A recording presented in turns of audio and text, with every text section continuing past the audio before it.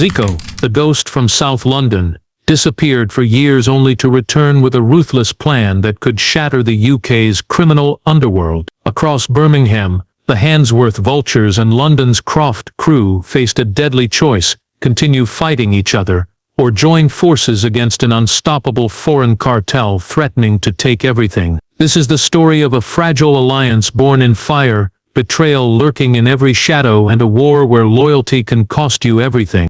In early 2022, the streets of Birmingham and London began to shift in ways few understood at first. Turf wars weren't anything new. Gangs in both cities had been locked in cycles of violence for years.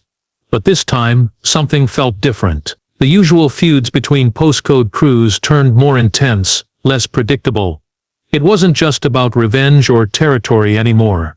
Attacks became more calculated, and retaliation followed faster than before. Entire neighborhoods became pressure cookers. Communities woke up to smashed windows, burning cars, and crime scenes sealed off with tape. Police struggled to contain the rising tide of violence, but it was already spreading like wildfire. In Birmingham, the Handsworth Vultures were deep in conflict with a rival crew from Aston. Meanwhile, in London, the Croft crew had just survived a bloody year battling younger gangs trying to take over their blocks in South London. Despite the chaos, these criminal networks had always operated within a sort of unwritten code, a dangerous but predictable rhythm. But then, something started disrupting the cycle. Gangs began losing money, even in areas they fully controlled. Drug profits dipped, weapons shipments vanished before arrival. Trusted suppliers stopped answering calls. It didn't make sense. No one was openly challenging them, yet their power was slipping. Word spread quickly on the streets. Someone new was in town. Not just in one city, but everywhere. It wasn't another British crew. It was something foreign, organized and far more ruthless. Whispers of Albanian Connect, or overseas plug, echoed through trap houses and street corners. At first, no one took it seriously. Foreign dealers had passed through the scene before, but none stayed long. This time it was different. Whoever they weren't loud. They didn't flash cash or show faces. But they moved weight. Big weight. And they weren't asking for permission. Within months, local crews were watching their customers dry up. Their corners got quiet. Their own runners started switching sides. It wasn't war, not yet. It was something colder, a silent squeeze.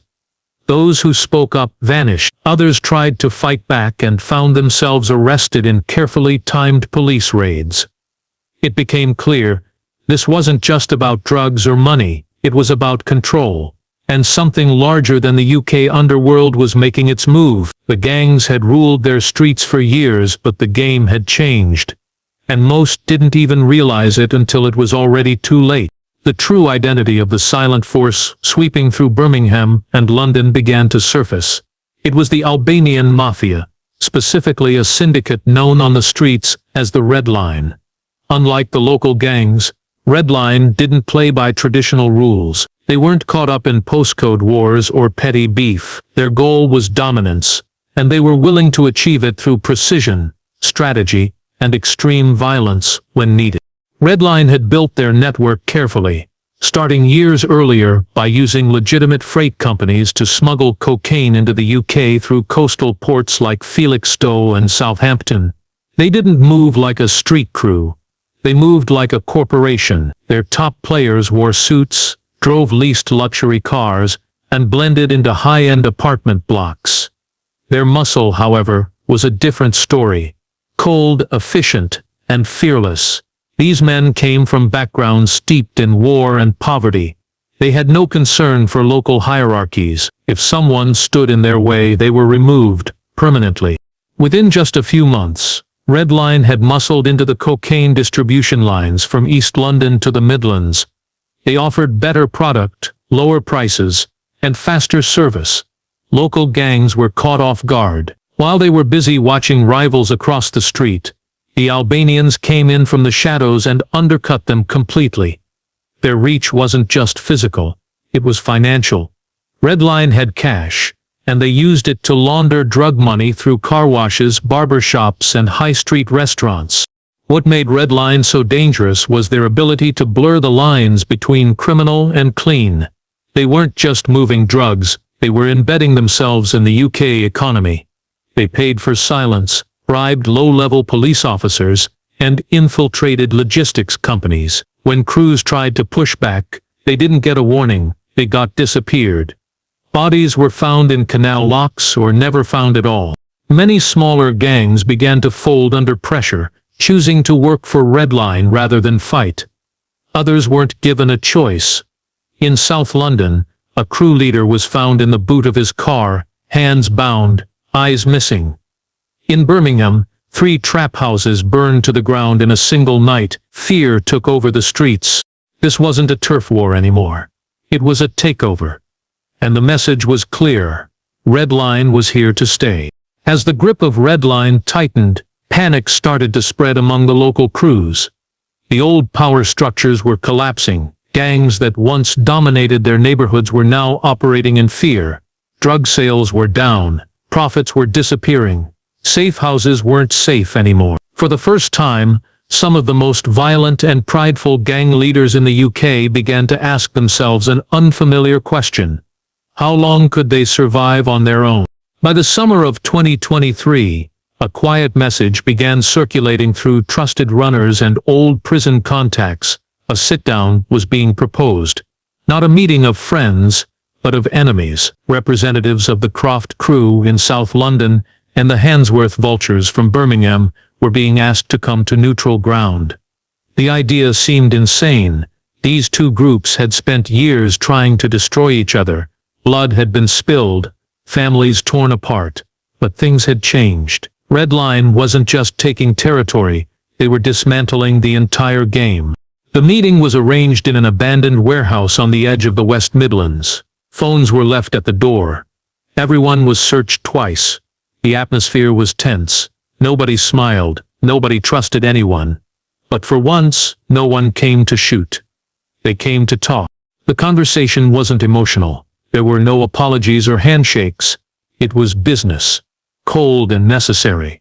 Both sides laid out what they had left, what corners still earned, which suppliers were loyal, who could be trusted to move in silence.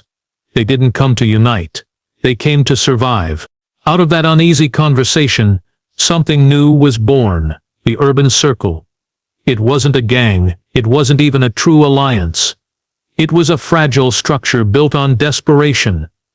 The Croft crew and the vultures agreed to stop fighting each other and start fighting the real enemy. Together they would try to reclaim the streets, cut off Red Line's supply routes, and rebuild their shattered networks. The urban circle wasn't welcomed by everyone. Many younger members didn't understand the history or trust the arrangement. Others saw it as weakness. But the streets were changing, and anyone who stayed stuck in the past was being erased. The deal had been made. The war had changed course. But no one believed it would hold forever. In the underworld, loyalty lasts only as long as the money does. Once the urban circle was formed, the tone on the streets shifted. It wasn't about defending turf anymore, it was about strategic offense. The Croft crew and the Handsworth vultures, now reluctantly working together, began sharing intelligence, connecting their networks, and coordinating their movements. It was a messy process. These crews had spent years sabotaging each other. Trust was thin, but survival forced their hand. Their first targets were low-level Red Line stash houses, hidden flats and warehouses used to store drugs before distribution. Using old connections and paid informants, urban circle members tracked the locations. In quick, violent strikes they raided these spots, seizing product, burning cash and taking whatever weapons they found. Word spread fast. Red Line was no longer untouchable. At first it looked like the alliance was working. The Albanians kept quiet. Their response was measured. No retaliation, no warnings. It seemed almost too easy. But that silence wasn't weakness. It was calculation. Red Line wasn't built on pride. They didn't care about reputation battles. They cared about control, and instead of fighting back in the streets, They took the battle somewhere else inside the system. Not long after the urban circle started making moves, police raids began hitting their safe houses with perfect timing. Key lieutenants were arrested. Vehicles used for transport were pulled over with drugs inside. Surveillance increased dramatically. Even conversations held in back alleys seemed to leak. Paranoia spread through the crews. Someone was talking, but it wasn't just someone, it was something bigger. Red Line had been quietly bribing police officers and government employees for years, building a network inside the very institutions meant to stop them. These weren't just low-level cops. They were officers with access to intelligence reports, gang databases, and live surveillance feeds. Information from inside the urban circle was being sold in real time. To make matters worse, some of the bribes weren't even money. Red Line provided protection to officers with gambling debts or drug habits. In return, they gained influence over investigations and avoided major busts. The urban circle found itself under constant pressure. Their movements were anticipated. Their plans failed before they even began. It became clear that this wasn't just a turf war, it was a chess game. And Red Line was playing on both sides of the board. By mid-2023, the pressure on the urban circle reached its peak. Red Line's quiet war had started to pay off, with moles in law enforcement feeding them intelligence and investigators unknowingly working in their favor. The Albanian cartel triggered the downfall of its biggest threat without firing a shot. Then came Operation Blue Ashes. Launched by the National Crime Agency, Operation Blue Ashes was a coordinated sweep aimed at dismantling organized crime networks in Birmingham and London.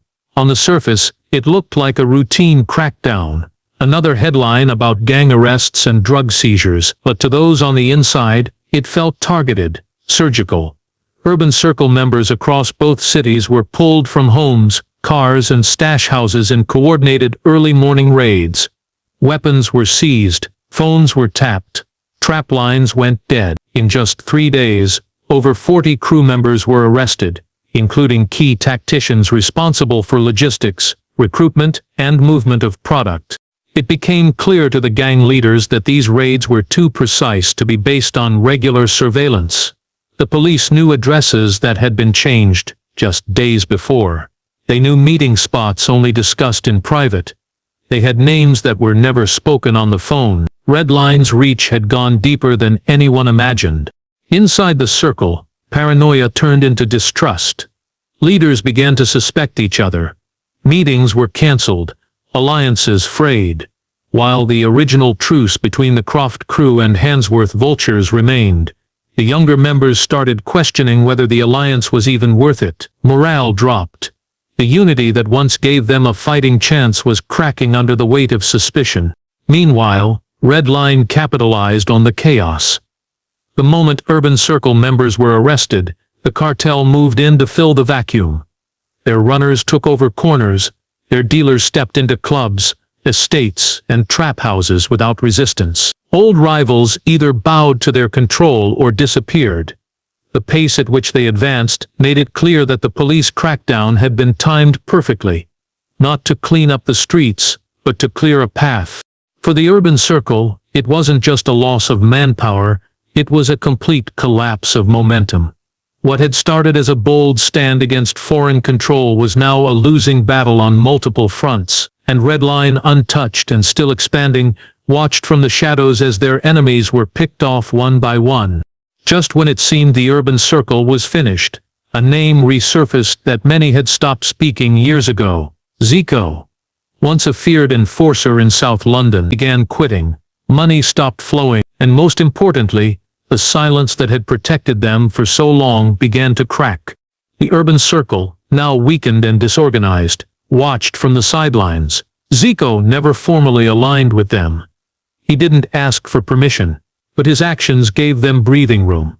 His war wasn't about turf or power, it was personal. Zico wasn't interested in saving the streets, he wanted to tear the system down, piece by piece.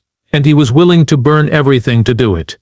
As Zico's ghost crews continued their quiet assault, the Red Line began to bleed. They weren't used to being hunted. Their operations, once smooth and untouchable, turned chaotic. Safe houses were being exposed. Money laundering channels were compromised. Even their port connections started drying up. Zico had tapped into something deeper than muscle. He was hitting the infrastructure. But with every successful hit, the danger grew. Then, without warning, a shift occurred. A Red Line lieutenant, known on the streets only as Run, broke ranks. Disillusioned with the leadership and fearing for his life after a failed internal shipment, he made contact through an encrypted message routed through 3 countries. Within days, he was face to face with Zico's crew, offering something more valuable than any cash or drugs information. Round handed over a drive containing detailed intel on Red Line's internal structure. It included photographs of senior operatives, transaction records, encrypted phone logs, and a list of corrupt police contacts. Among them were names of officers who had helped orchestrate the Blue Ashes raids, as well as officials linked to Red Line-owned businesses. The data confirmed what many suspected. Red Line's power wasn't just on the streets. It was deeply woven into institutions meant to protect the public. But possession of the drive came with a cost. Zico and his crew were now targets. They knew the moment Red Line discovered the breach, retaliation would be swift and brutal. Zico didn't flinch. He duplicated the files and distributed them to trusted allies across Europe. If he went down, the information would still find its way to the right people. Inside the urban circle, news of the defection caused fresh tension. Some members saw it as an opportunity to relaunch their offensive. Others feared that pushing Red Line now, while wounded, would provoke a massacre. The leadership was already fractured, and trust was thin. Birmingham factions accused London crews of hiding resources. A shipment from Rotterdam disappeared en route to Southall, and blame flew in every direction. Zico, watching from the outside, refused to step in. The ghost crews stayed separate. He had given them the blueprint to destroy Red Line, but unity wasn't part of the deal. As old alliances threatened to collapse again, the war moved into a deadlier phase. It was no longer just about territory. Now it was about exposure and survival. The war had now moved into the shadows. Red Line, exposed and furious, launched a ruthless counterattack. But this time, they weren't targeting just rival dealers or gang members. They were targeting anyone connected to the leaks. Lawyers, accountants, even nightclub owners suspected of assisting Zico's crews began to disappear. One was found in a burnt-out car on the outskirts of East London. Another was shot in broad daylight outside a cafe in Digbath. These were surgical strikes, meant to send a message. Red Line wasn't going down quietly. Meanwhile, Zico escalated his campaign. Using the information from Rarn, his ghost crews hacked into financial servers tied to Red Line's front businesses. They exposed fake companies, fraudulent real estate purchases, and even property investments linked to shell corporations in Dubai. Leaks hit the media, anonymously released to investigative journalists and anti-corruption watchdogs. National headlines accused unnamed crime syndicates of laundering millions through UK development projects. What the public didn't know was that behind the leaks stood a man who no longer trusted the system to fix itself. Red Line was no longer just fighting a criminal enemy.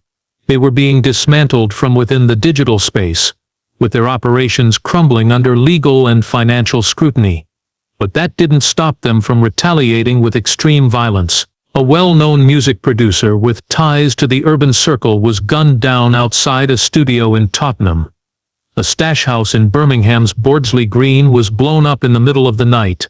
The lines between organized crime and terrorism began to blur.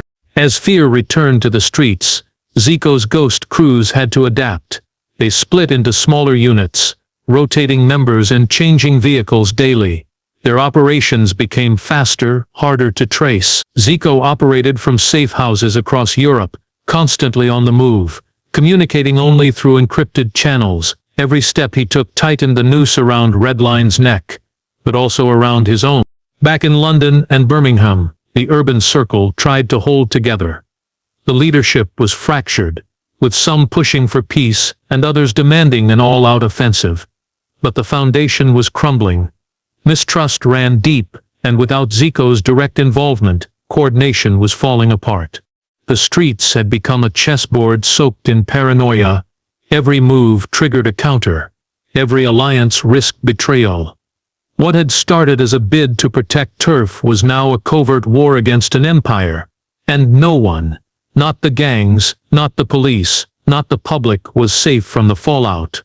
In early 2024, cracks began to appear at the very top of the Red Line organization. International pressure was building. Investigations launched in Germany, the Netherlands, and Belgium began to link back to Red Line's UK operations. The leaks from Zico's campaign had reached far beyond local media. They had quietly made their way into Europol's databases, triggering cooperation between intelligence agencies across Europe. Still, no arrests had been made at the leadership level, until one night in April when a plane landed at Stansted Airport from Tirana. Unbeknownst to Red Line, the passenger list included an undercover operative working for Interpol. Within days, surveillance across East London and Birmingham intensified. Properties were tapped. Movements were tracked. Every step of Red Line's command was now under a microscope. Then it happened.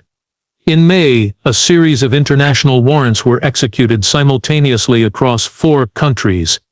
In the UK alone, 12 top-tier members of Red Line were arrested in coordinated raids. These weren't street-level dealers, they were architects of the operation, logistics coordinators, financial heads, and cartel diplomats operating under fake identities. Files recovered from laptops and burner phones matched the data Zico had leaked months earlier. Europol confirmed it. Red Line's command had been broken. The news hit the streets like a shockwave. In clubs, on corners, and in prison yards. People heard the same thing. Red Line was finished. Their supply chains dried up overnight. Contacts abroad stopped answering. Their UK network collapsed into silence. It was the most significant organized crime takedown in Britain in over a decade. But Zico didn't surface.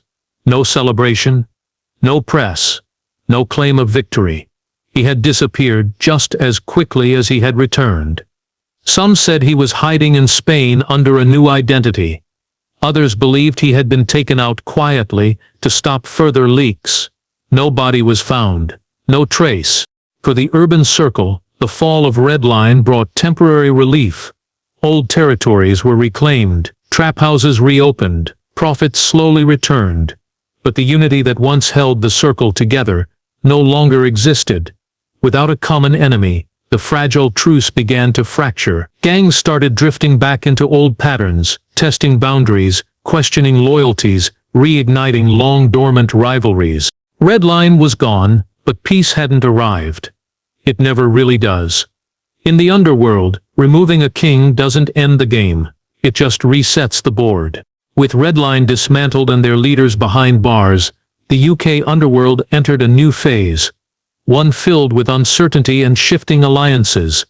The vacuum left by the cartel's fall was massive, and no single group had the strength to fill it outright. For a brief moment, the streets seemed quieter, but beneath the surface, old tensions simmered. The fragile peace that the urban circle had fought to maintain began to unravel. The Croft crew and the Handsworth vultures, once allies against a common enemy, found themselves eyeing each other again. Without Red Line looming over them, the old grudges, rivalries, and ambitions returned with force. Turf lines blurred as younger, more impatient members pushed for control. Skirmishes broke out over corners that had been abandoned during the conflict. Trust was scarce, and every handshake carried suspicion. Meanwhile, smaller crews and opportunistic gangs seized the moment to expand. Without a dominant cartel enforcing order, the underworld fractured into dozens of competing factions. These groups were often unpredictable, some desperate, others violent, all hungry for power. The drug trade, though still lucrative, became more chaotic, with quality and prices fluctuating wildly. Police forces noted a rise in random shootings and drive-by attacks, crimes driven by rivalries and power struggles rather than coordinated wars. Even the ghost crews Zico had once led disappeared into legend. Some members reintegrated into existing gangs, Others vanished overseas or into prison. Without Zico's leadership, their impact faded, leaving only whispers